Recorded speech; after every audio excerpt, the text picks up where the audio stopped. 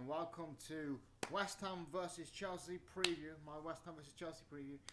I haven't done one of these videos in like a long time. I think it's been like 5 months. So obviously still been following Chelsea, but not got around to posting the videos. But gonna do that from now on.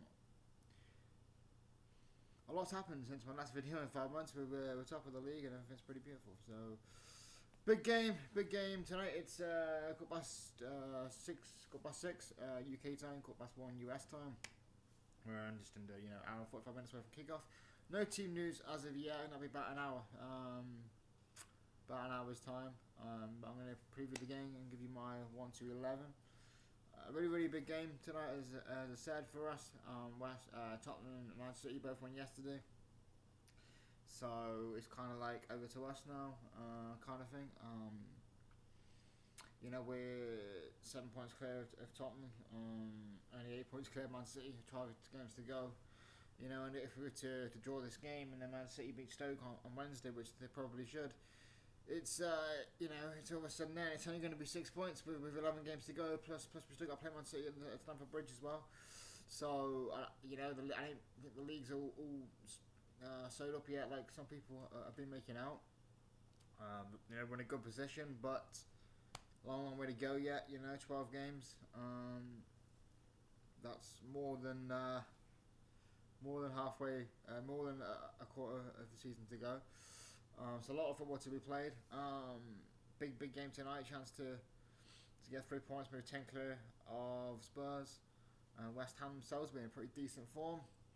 I'm looking forward to tonight. I'm pumped up. I'm pumped up for the game.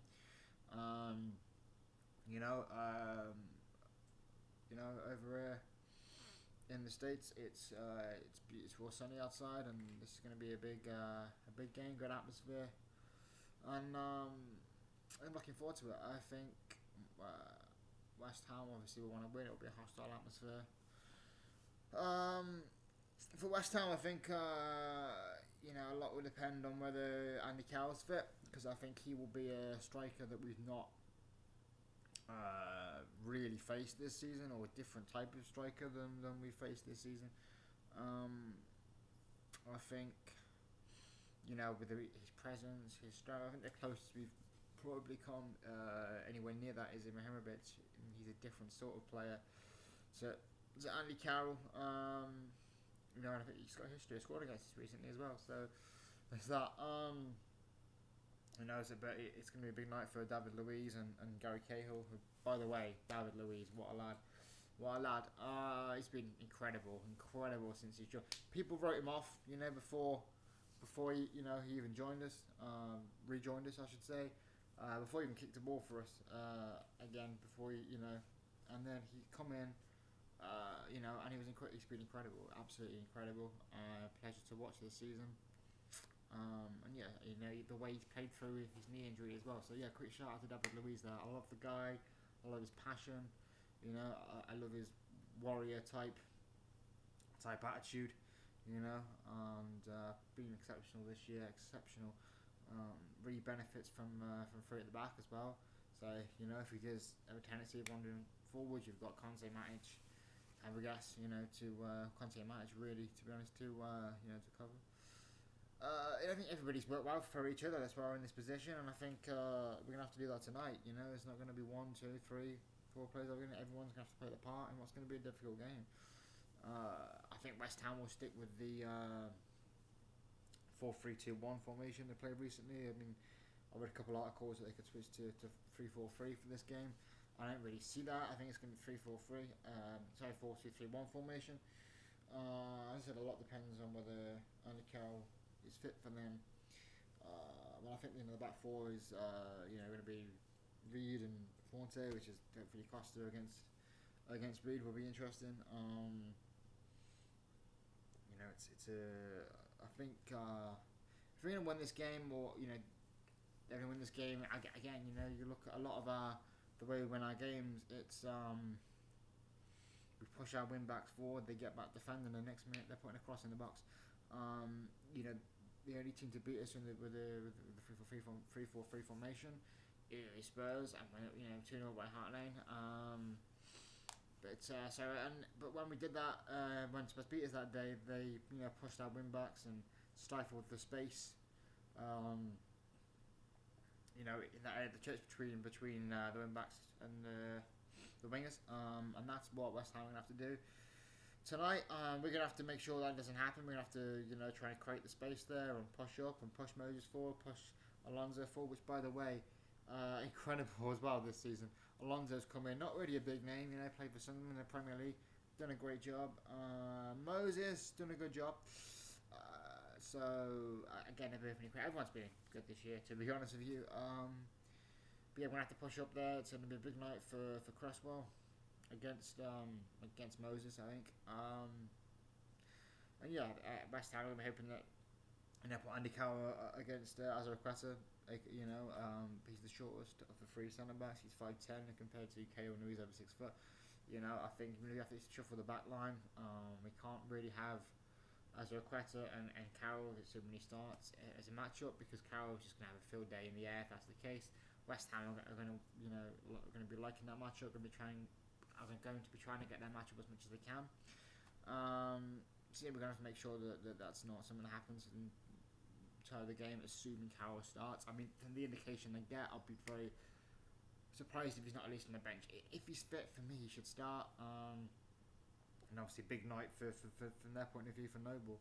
From our point of view, though, let's go on to us, though. Our point of view as well. We've got to, as I said, push Moses forward and Alonso and create that space that we have been doing so well all season. Kante, just asked him just as hard as Mark Noble will, winning the ball back there and maybe covering if David Luiz comes forward.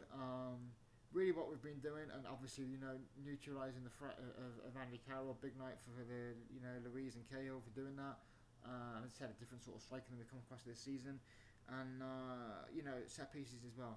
Don't concede any sloppy goals from set pieces. Like we've got they've got Snodgrass for free kicks, and they've got Andy Carroll from corners and corners. So even free kicks as well. So. We've conceded a couple of silly goals recently from set against. We're in total control against Swansea. First half, played some good football. You can still see where we've got work to do. Compared to some of the best teams in the world, like your Real Madrid, your Barcelona, your Bayern Munich, your Juventus even. Sometimes we play great football, terrific going forward, and it's just that final little bit, that final ball, that final run, that final touch, But great against Swansea and dominated the half. Should have been more than one up. Then all of a sudden we could see a sloppy goal from a set piece, and then we going at the break, 1-1.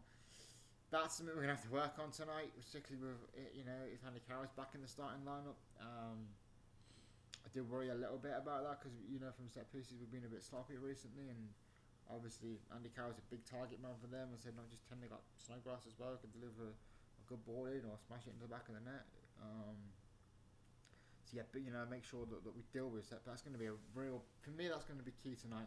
Dealing with set pieces and dealing with Andy Carroll from set pieces. If we can deal with Andy Carroll from set pieces and keep Andy Carroll quiet and neutralise his threat, then we absolutely win the game.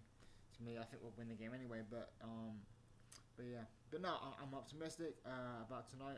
I'm buzzed up for it. I'm looking forward to it, and I'm really optimistic, and we're going to get the 3 points.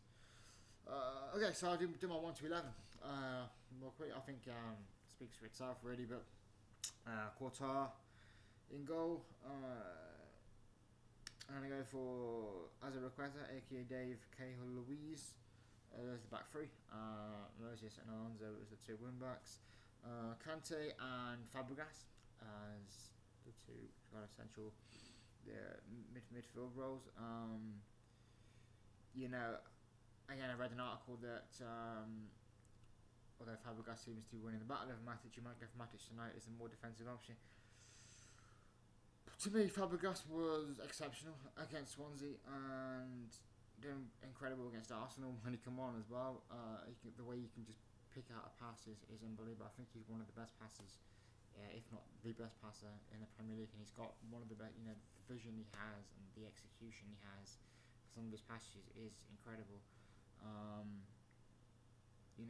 just don't see a way that you can justify dropping Fabregas. Fabregas and Kante would be that, and obviously three of Hazard, Pedro, and Diego Costa up front. I go for Pedro before Willian. Not that Willian's doing particularly bad this season. He had the starting lineup, and unfortunately for him, the death of his mother, lost his lineup, and Pedro played incredible, to be fair to him, and I'm not sure to get back in the lineup since. Not that, as I said, Willian is playing badly as such. It's just he's not playing. He's having a solid, when he comes on for like half an hour, 10 minutes or whatever, he's having a solid performance, but nothing spectacular. Pedro seems to have that extra yard about him right now with pace and that extra little bit of confidence, I think, right now. But at the same time, what a player to have on the bench. You got the likes of Willian and Zuma and Terry on the bench. What a great strength and depth. So for what it's worth, my bench would be Begovic, Terry, Zuma, Kennedy. I'd like it'd be nice to see Kennedy get a place in the squad. He looked good at the back end of last season. Matic,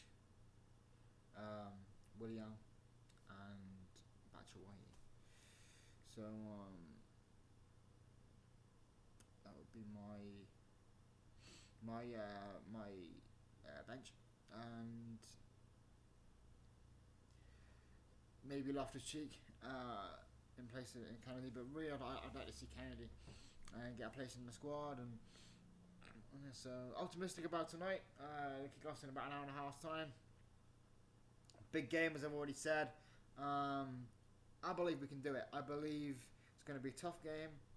They're going to close a threat with Carroll and obviously the Swansea guy, the winger, kind of more of a winger, but can play as a striker. Who might play as a striker tonight if Andy Carroll's not fit, because obviously Antonio is suspended. So they got potential to cause us problems, but I think with Luiz and Cahill, they've got the strength tonight to neutralise the threat. Dave's got the pace to neutralise the threat of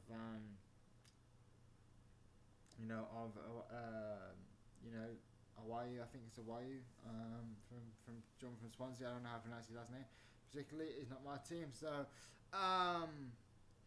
but no, and obviously I think Cahill and Luiz have the strength to deal with Andy Carroll. Luiz have to watch his elbows tonight. He swung his elbows out a couple of times recently, and it's going to be some battle. So if that's the matchup, it's going to be some battle. Luiz and Carroll. It's going to be interesting to watch. I think hopefully Luiz can neutralise his threat, but watch his elbows a little bit. He's flung his elbows a couple of times recently. He does that tonight, and then last thing we want to do is for Luiz to get a red. So, but if we can neutralise the threat, we got Luiz to neutralise the threat of Cahill. We've got Azpilicueta to keep up the pace with the threats that I have on the wings. And obviously we've got an incredible front three of Hazard, Pedro, and Costa. And this is the West Ham team that, they're in decent form, but this is the West Ham team that lost, was it 5-1 to Arsenal at home and 4-0 to Man City, I think, don't quote me on that, but something similar. And we're playing decent football right now, and I think the pitch as well will help us out. I think it's a decently sized pitch. I think some of the West Ham players may be still getting used to the pitch, size of the pitch, so their positioning, where they should be on the pitch compared where they think they are on the pitch, compared to where they actually should be, is a little different. I heard on the radio podcast recently.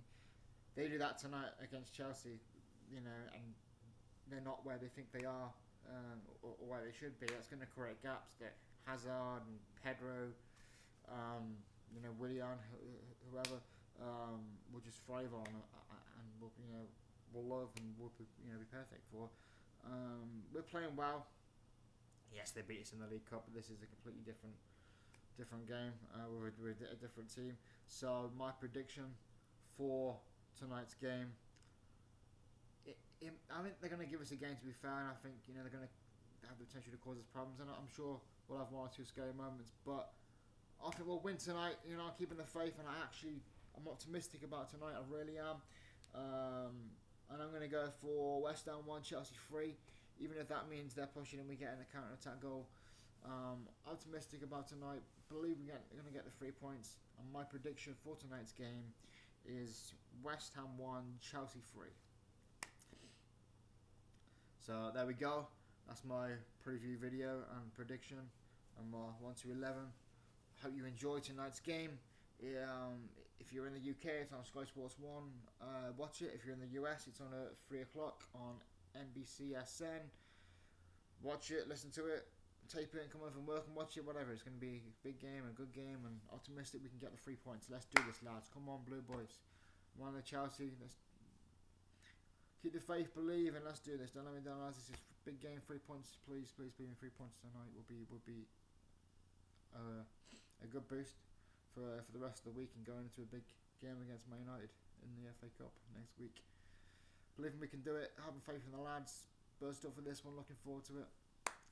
And yeah, thanks for watching. I'm going to do like a post-match video as well. So if you like this video, watch this video, then by all means watch that one. Thanks for watching. Take it easy. And see you guys in a bit.